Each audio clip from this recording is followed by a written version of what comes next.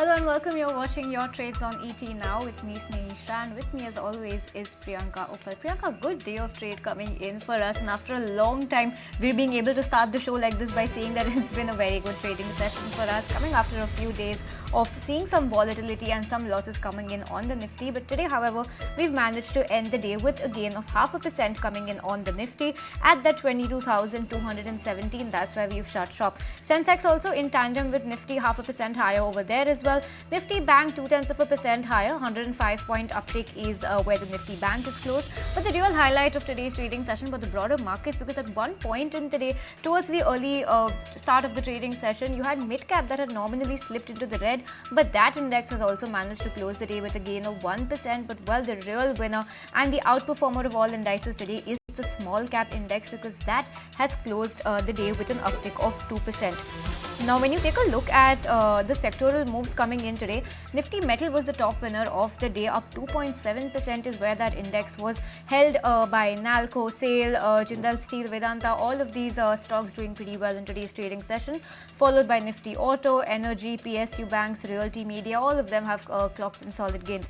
But you only had two sectors that have closed the day in the red today, Nifty Pharma and FMCG. FMCG was your top loser of the day, dragged lower by United Breweries, Colgate, Nestle, Tata Consumers, ITC. All of these stocks have closed in the red as we speak. But when you take a look at what the Nifty was doing and the top Nifty gainers today, you had Reliance did pretty well, 1.2% uptick coming over there. L&T, M&M, SBI, all of them have done pretty well in today's trading session. On the flip side then, when you take a look at the Nifty losers today, you had ICICI Bank that ended the day with 0.6% cut. Cipla, however, biggest Nifty loser coming in today, 4% downtick is where Cipla has ended the day at, followed by TCS with a 1% cut, and Axis Bank also 0.8% lower. Largely, this is what the market setup is looking like as of now. We also had a whole host of earnings reactions coming in, and a few stocks did pretty well on the back of those earnings as well, and good numbers coming in overall. We had a few a good set of numbers coming in, so well, decent earnings roundup coming on that front as well. Overall, a good set of moves coming in, and largely this is what the market picture is looking like as of now. Absolutely. In fact, there was a follow buying which actually excited the street today, because it was a second day that we closed above 100 points higher, and amidst all the pessimism that has been drawing because of the pre-election jitters. Retail inflation, of course, eased at 11-month low. That was one good high-frequency data which came in. All sectors, except the, as Snehi pointed out, it was a non-defensive day. Clearly, the sectors were in green. FMCG and Pharma were the top losers, but outlier were PSU stocks today.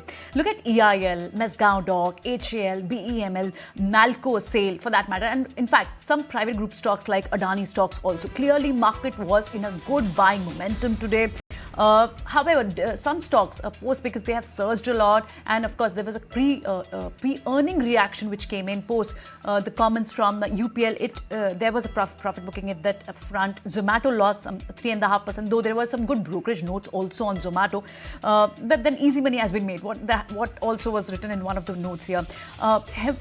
Key stock to watch for today was Hindalco, because Novelis, which is looking to raise around about $1.2 billion via IPO. That excited the stock today. IPO is expected to be completed by June. Company had filed in for IPO in February month, and it is crucial for Hindalco, because if you see the SOTP valuation, it is Novelis nearly 56% of what Hindalco price today is. Two key numbers which market is keenly watching on is Bharti numbers, Bharti Airtel numbers, and Colgate Palmolive numbers. Bharti numbers, of course, there would be a lot of key comments which needs to be watched out. What is the capex outlay for FY25? Net profit is what Street is estimating is right now there can be a surge of around about 34% in net profit. Let's see how the numbers pan out. But then key comments coming in from FM also. Let's quickly take you to that.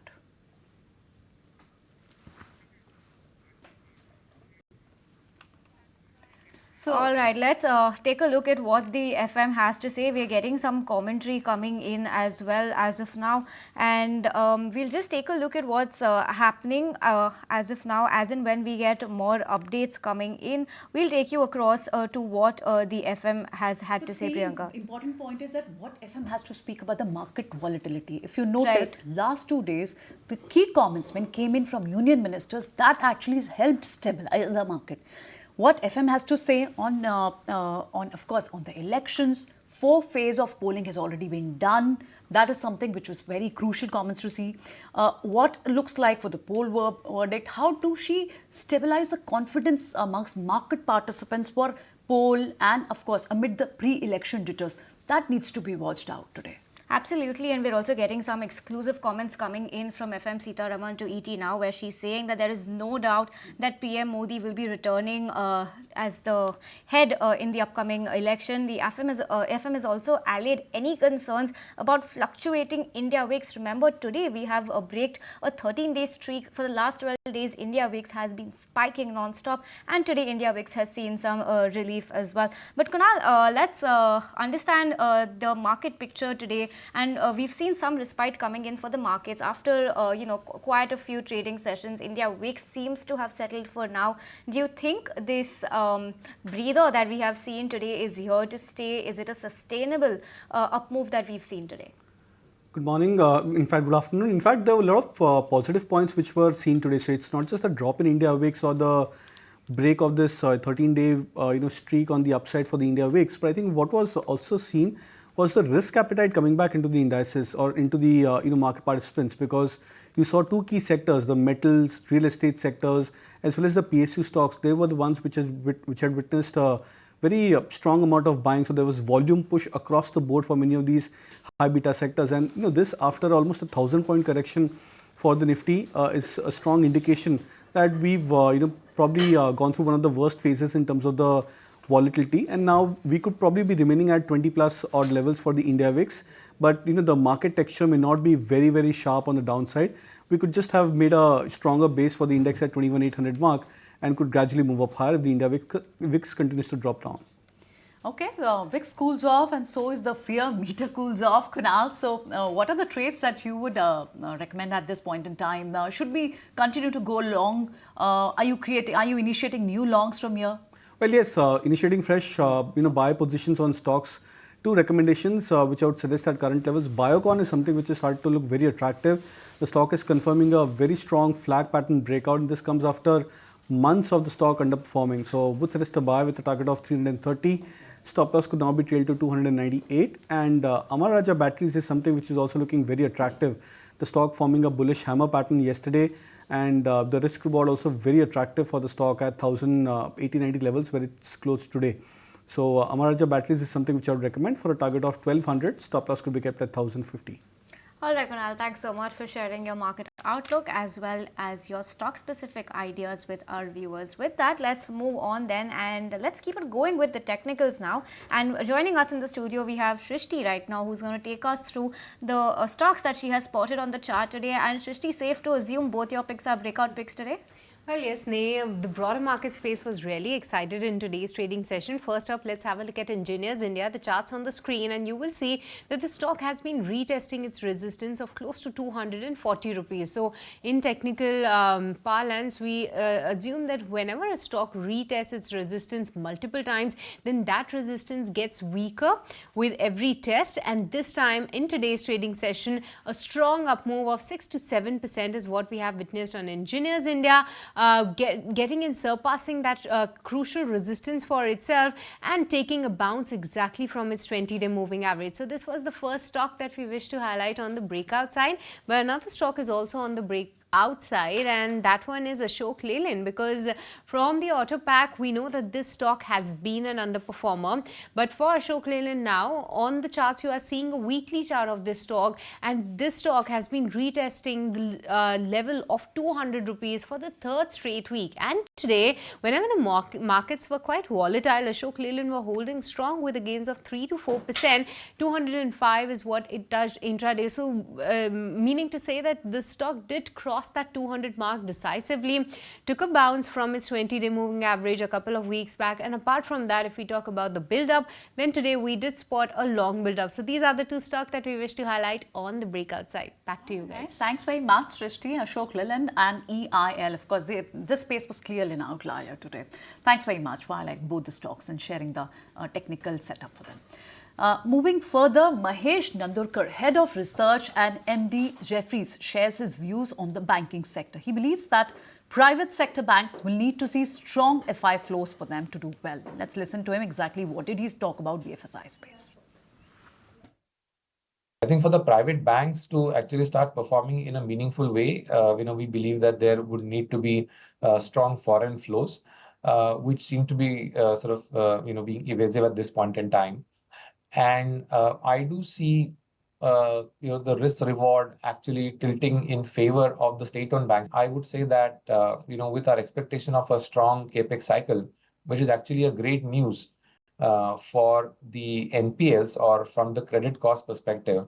And I believe that you might actually see some positive surprises coming on the credit cost side and on the NPL side over the next not just few quarters, but actually a few years, which could be an incremental positive for state-owned banks. That's the word coming in from Mahesh Nandurkar. But viewers, with that, we'll slip into a very short break on this edition of Your Trades. We'll be right back with more about today's market roundup on the other side, so you stay tuned.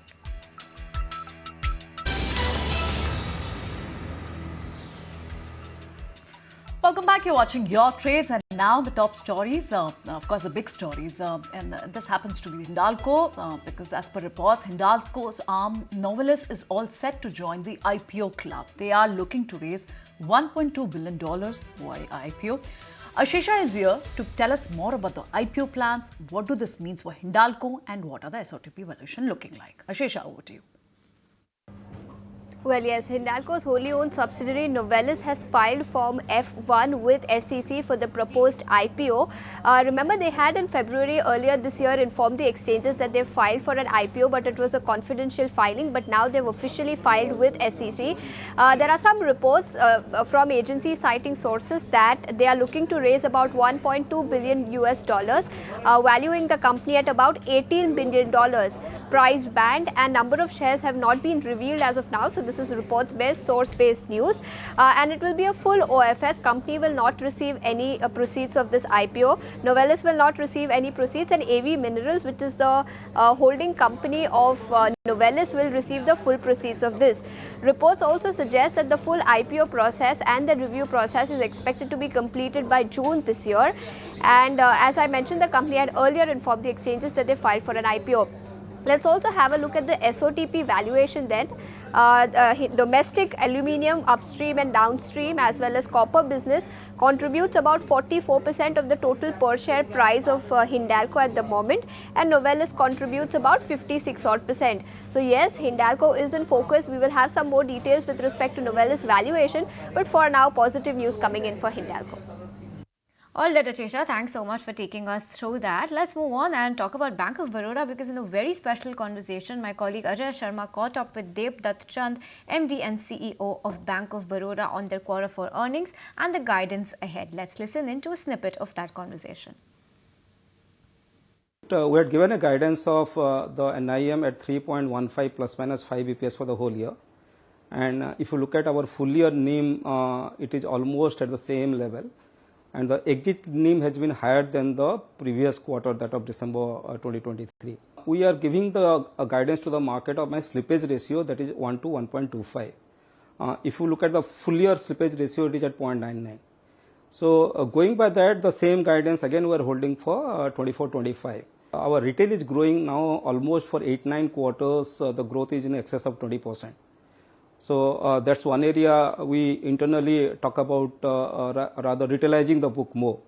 So the growth in retail would continue. That's our focus area. With 8,200 branches, I think we can grow very strongly on the retail loan, and more particularly on the housing and also the other segment of retail loan.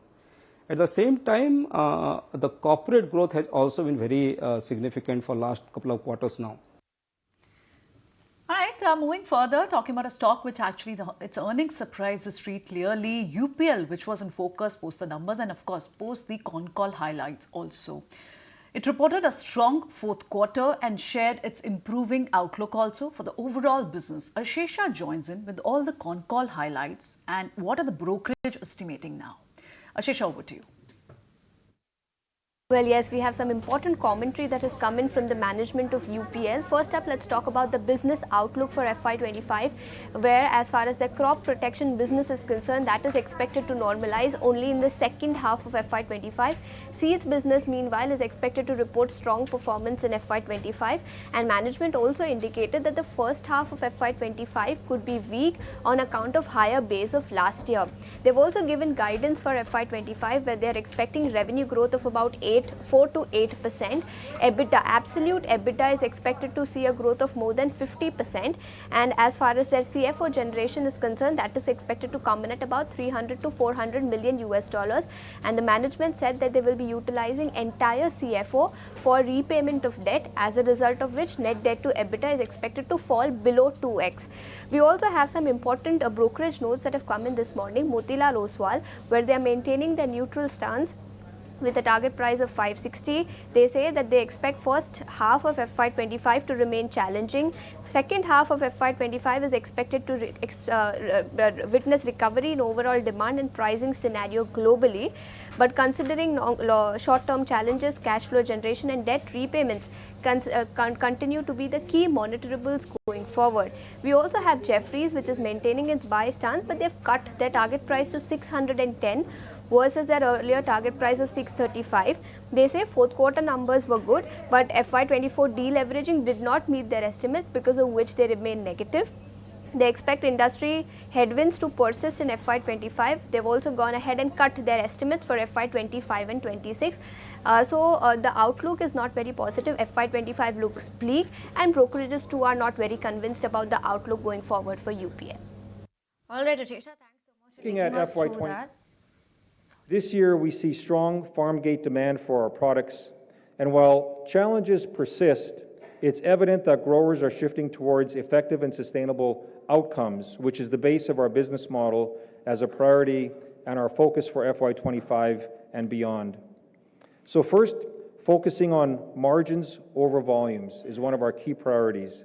And by improving our product mix, SKU rationalization, and by leveraging our FY25 launches, further, we expect input tailwinds this year, and we've also negotiated better commercial terms with virtually all of our externally sourced AI suppliers. Second, by generating additional cash, largely through working capital improvement. All right, well, weak set of numbers, weak outlook, as well as not very positive brokerage notes coming in for UPL. That stock has ended the day lower by 4.5%. But let's shift focus, flip sides, and talk about some strong quarter four earnings coming in. They've aided the up move on select counters, the likes of Pharma, which was up as much as 19% today. Ethos up 4.5%. Shriram Pistons also up 5%. All of these three counters were soaring away in today's trading session. Let's take stock of the performance in the quarter gone by, and let's bring on board my colleague Sharad, who has the details on all of these three counters and their quarter four performance. Sharad, over to you. Well, a very strong earnings coming in, especially for Aarti Pharma Labs, and this was our earnings dhamaka as well. If you look at the numbers, the revenue and the EBITDA numbers, both of these numbers have come at its quarterly high numbers, and interestingly, the margins have jumped up by more than 700 basis points. Now, on 18th April in our segment, in dealer segment also, we had stated the company Aarti Pharma Labs would be in focus because the CDMO business was getting strong inquiries, especially for its coffee alternatives and caffeine related products. Now, this is a finished good product, and we had identified this trend earlier itself as the caffeine prices are also going up, and this is actually used in cold drinks during the summer as well. Up next is Ethos, largely inline set of numbers, but PAT jumping almost 58%. Strong commentary coming in from the management, especially on the higher share of in-house branded sales, and that will actually aid the margin expansion going forward. Also, apart from this, strong commentary coming in both offline and online channel sales, which led to higher realizations in the revenue. The third stock in focus would be Shriram Pistons. Very strong set of numbers with revenue jumping 22% and even EBITDA and PAT beating analyst estimates. All right, thanks very much, Sharad, for the entire list of the earnings which did well. That's all in this edition of Your Trades, but a lot more to watch on the global front also. India inflation eased out, but then this week only we have Fed officials talking, and in fact we have US CPI figure also. So let's see how do global developments US pan out. CPI figure tomorrow as well, and after we've had the interest rate decision coming in from Fed and Bank of England, tomorrow China's rate decision comes out, so that's also going to be a key metric to watch out for. But well, yes, with that, it's goodbye on this edition of Your Trades. Thanks so much for watching.